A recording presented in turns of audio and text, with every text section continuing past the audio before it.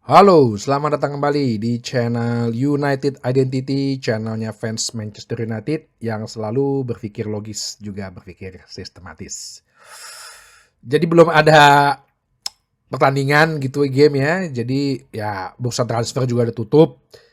Tapi selalu akan ada update-update berita sama analisa atau bahasan-bahasan yang gua bahas secara logis dan sistematis. Ya, tapi sambil menunggu international break, ya berita yang bagus juga, tadi malam Indonesia bisa menahan imbang Arab Saudi dalam kualifikasi Piala Dunia. Babak pertama pertandingan yang bagus, ya babak kedua banyak diserang, tapi kiper Paes bisa menahan penalti sehingga bisa mencuri 1 poin. Ya, semoga mimpi gue dan mimpi seluruh rakyat Indonesia agar Indonesia bisa tampil di Piala Dunia, semoga terwujud. Amin. Jadi gini, ada 2 berita sebenarnya, cuman ada sedikit juga yang perlu gue bahas. Pertama, Manchester United sudah mendaftarkan 25 pemain untuk berkompetisi di Europa League. Ya, karena Manchester United kan berpartisipasi dalam Europa League. Telah memasukkan nama 25 nama pemain untuk skuad, yang dimana pemainnya sih sebenarnya hampir sama juga ya dengan yang ada di liga gitu. Nah, jadi kalau boleh disebutkan untuk Europa League squad ini nantinya tim asuhan Erik ten Hag pada pertandingan pertama ya, karena udah nggak ada sistem grup, jadi sistemnya udah kayak bener-bener kompetisi gitu ya, memainkan 8 pertandingan home and away sebagai penyisihannya. Untuk game pertama, Manchester United akan melawan FC20 di home di Old Trafford pada tanggal 25 September 2024. Jadi FC20 klub Belanda yang dulunya adalah klubnya Erik ten Hag ya, klubnya waktu dia jadi pemain dan juga saat dia menjadi asisten pelatihnya si Steve McLaren ya. Terus kemudian dia jadi pelatih di FC20. Dan akan bertemu hari Rabu ya, 25 September. Nah, skuad yang ada saat ini adalah yang dimasukkan atau didaftarkan penjaga gawang atau goalkeeper yaitu Andre Onana, Alta Bayindir, Tom Heaton, dan Dermot Mee. 4 jadinya yang didaftarkan. Untuk defender atau pemain bertahan, Harry Amas, Diogo Dalot, Matthijs de Ligt, Johnny Evans, Victor Lindelof, Harry Maguire, Tyrell Malacia, daftarin juga ya, mau cedera. Lisandro Martinez, Nausar Mazraoui, Luke Shaw, dan Lenioro. Bahkan Lenioro pun didaftarin. Untuk pemain tengah atau midfielder yaitu Casemiro, Christian Eriksen, Bruno Fernandes, Mason Mount, Manuel Ugarte. Terus untuk penyerangnya yaitu Amad Diallo, Anthony, Rasmus Højlund, Marcus Rashford, dan Joshua Zirkzee. Nah, pasti banyak yang bertanya-tanya, kok si Garnacho, Amad Diallo, dan Kobbie Mainoo itu kok nggak ada di list, karena itu adalah kategorinya pemain list B ya. Pemain list B itu adalah di mana mereka walaupun dari youth gitu ya, dari akademi, tapi sudah mulai ikut latihan bersama dengan tim itu kurang lebih 2 tahun ya, minimal 2 tahun. Loh, kok nama Harry Amas nggak ada? Harry Amas justru didaftarin. Nah, karena Harry Amas itu baru join itu tahun lalu. Tahun lalu. Baru join youth-nya. Jadi dia belum 2 tahun. Jadi makanya perlu didaftarkan, dan ini bagus gitu ya. Berarti Harry Amas diberi kepercayaan. Nah, dengan squad ini ya kita bisa lihat bahwa ini kan pertandingannya kan malam Jumat ya. Pernah kan gue bahas di episode 2-3 episode yang lalu. Jadi secara dasarnya perlu nggak nih kita mengejar banget nih Europa League gitu. Kalau untuk penyisihan, karena kan gue bilang ya, kemarin dari hasil undian sebenarnya kan lawan-lawannya itu Twente, Glasgow Rangers, Fenerbahce, ya mungkin Lazio lah ya yang bisa seimbang lah dalam arti. Walaupun juga masih di bawahnya MU kok.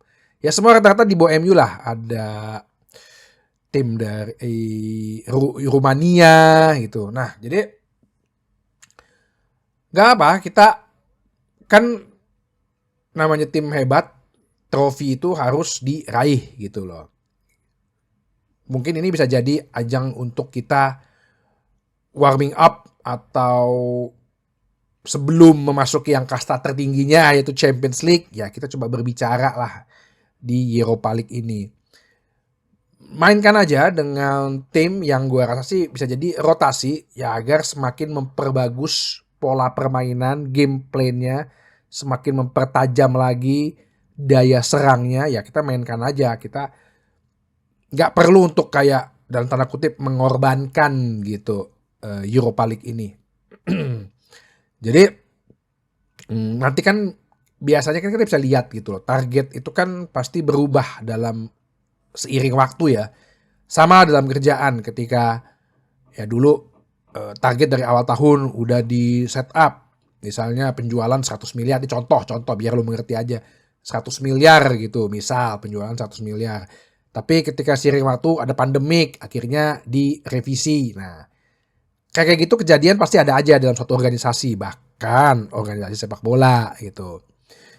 Ya, kalau gue bilang kita 10 pertandingan kita lihat Erik ten Hag gimana di EPL. Kalau misalnya kita di Europa League itu berjaya gitu ya, tapi di Liga terseok-seok lagi gitu, bisa jadi mungkin manajemen akan merevisi atau membelokkan sedikit targetnya yang tadinya bisanya ya lo di Liga Inggris minimal 4 besar lah gitu. Ya mungkin dia akan bilang kalau udah ketinggalan 6-7 ya poin yang jauh gitu, ya bisa jadi kita merevisi target ya juara Europa League. Itu pun kalau Erik ten Hag nggak dipecat gitu istilahnya ya. Jadi dinamis dalam organisasi apalagi sepak bola juga pasti dinamis gitu. Tapi menurut gua nggak apa, kita daftarkan ini juga banyak. Gua rasa pemain-pemainnya ini biar bisa makin sering menerapkan strateginya Erik ten Hag, gameplaynya Erik ten Hag, ya kita kejar aja Europa League gitu, nggak apa-apa gitu loh. Itu kan juga sebenarnya prestis juga kok gitu ya kan. Kan Erik ten Hag selalu memberikan trofi tiap tahun gitu. Terus yang kedua, berita bahwa Manchester United meng-hire lagi nih, mendatangkan lagi satu ya buat di tim manajemen, yaitu namanya Sam Allardyce. Jadi Sam Allardyce ini akan sebagai interim performance director ya. Jadi untuk menilai performance berdasarkan data-data. Nah, ini kembali lagi science football nih. Jadi si Sam Allardyce ini dulunya adalah sebelumnya dia ini adalah performance player atau tim science lead di grupnya Madison Square Gardens Corporation. Jadi ini kayak New York Knicks, New York Rangers, itu olahraga Amerika lah. Ini dia adalah science lead-nya. Nah, sebelumnya lagi dia di Manchester City. Jadi Manchester City selama 11 tahun dari tahun 2011 ya. Itu dia adalah human performance dan juga head of sport science. Nah, ini dia yang menurut gue sih dia termasuk ikut andil dalam bentuk Manchester City ya, sehingga performance playernya bisa dipantau, secara science bisa dikembangkan gitu. Dan sebelumnya lagi dia juga pernah menjadi head of sport science-nya Tottenham Hotspur selama 6 tahun.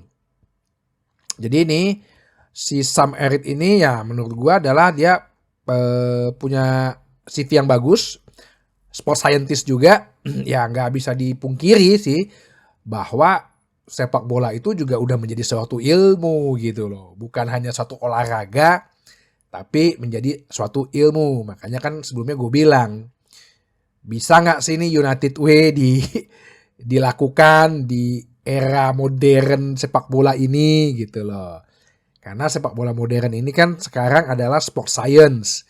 Begitu juga INEOS yang merupakan organisasi olahraga baru.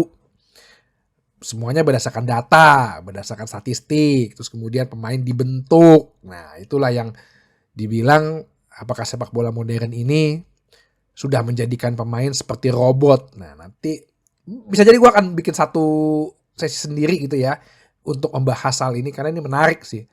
Ya, jadi itu cuman bagus gak untuk Manchester United? Bagus ya untuk pengembangan tim, untuk ya banyak orang-orang hebat lah istilahnya yang udah masuk.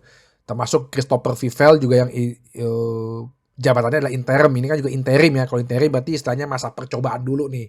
Nah, kayak Christopher Vivell kan dia interim sampai Januari 2025. Karena di Januari 2025 kan dia kan bagian rekrutmen kan, Departemen of Recruitment. Karena dari 2025 kan ada bursa transfer pemain dingin. Nah, bisa jadi ya Sam Merritt ini dilihat dulu setahun gitu. Bagaimana dia memantau performance-nya para pemain, manajemen, pelatih, staff juga. Itu juga di performance-nya dipantau. Itu dari sisi baiknya. Karena gue lihat juga ini ada menjadi sisi dua mata koin nih. Satu baik, satu gue gak yakin. Karena apa ya?